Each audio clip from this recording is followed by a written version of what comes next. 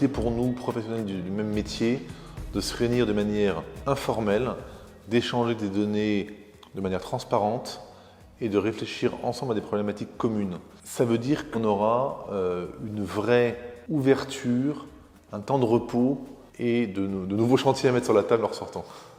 Le mélange des intervenants enrichit le propos de manière importante et permet effectivement de comprendre la préoccupation, la problématique de chacun des acteurs et des intervenants de la filière. Et c'est très très riche de ne pas être simplement que des fabricants ou que des distributeurs, mais vraiment de mélanger l'ensemble des acteurs.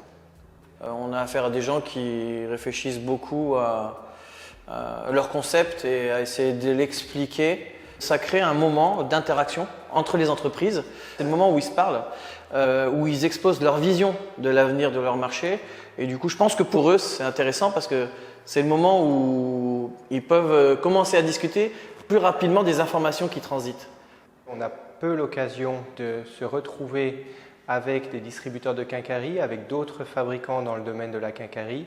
Ces problématiques qui sont communes, qui touchent au monde du développement produit, de la sécurité, de l'environnement, de la productivité au travail, tous ces sujets-là sont bien souvent noyés dans des discussions à caractère commercial. Et c'est vrai que de pouvoir sortir du cadre des discussions quotidiennes nous permet d'aborder ces problématiques qui nous touchent tous. Je pense que c'est important de démarrer cette table ronde par un point conjecture avec l'ensemble des intervenants, des industriels, de différentes typologies de produits, des distributeurs qui fonctionnent dans un même univers. Ça nous permet de nous situer, est-ce qu'on est bien, est-ce qu'on est en retard, est-ce qu'on est en phase. Et puis ça permet aussi, je vais dire, de donner le là, puisque tout le monde joue la transparence. C'est une bonne surprise, c'est cette liberté de parole que se donnent la plupart des participants avec des échanges nourris et directs et francs. Les gens n'hésitent pas à entamer des débats contradictoires et je trouve ça bien et simple pour notre métier d'avoir des points de vue très différents qui s'échangent. C'est le genre de réunion où tout le monde peut s'exprimer. Marie-Josée et Nicole s'y attellent très très bien.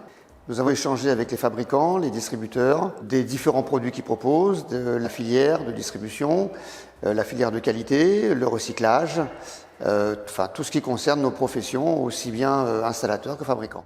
Là, il y a des sujets très intéressants du type formation, accès à l'information pour les clients utilisateurs et de la part des fabricants, des tendances marché, des tendances produits, des choses plus précises et j'allais dire plus utiles que le discours convenu qu'on a souvent. Eh bien, nous venons de terminer la première table ronde sur la quincaillerie, la COFI, c'est-à-dire la quincaillerie, l'outillage et la fourniture industrielle. Et comme d'habitude, il y a une espèce d'effet magique où ils sont très très contents de se parler. Comme il y en a certains qui étaient déjà venus à nos tables rondes, ça créait un effet d'émulation. Et ils ont parlé en toute liberté et il y a eu, je pense, de vrais échanges. Vous pourrez retrouver l'ensemble du compte-rendu de cette table ronde dans le numéro de janvier de Bricomag, qui sera également le compte-rendu de Batimat.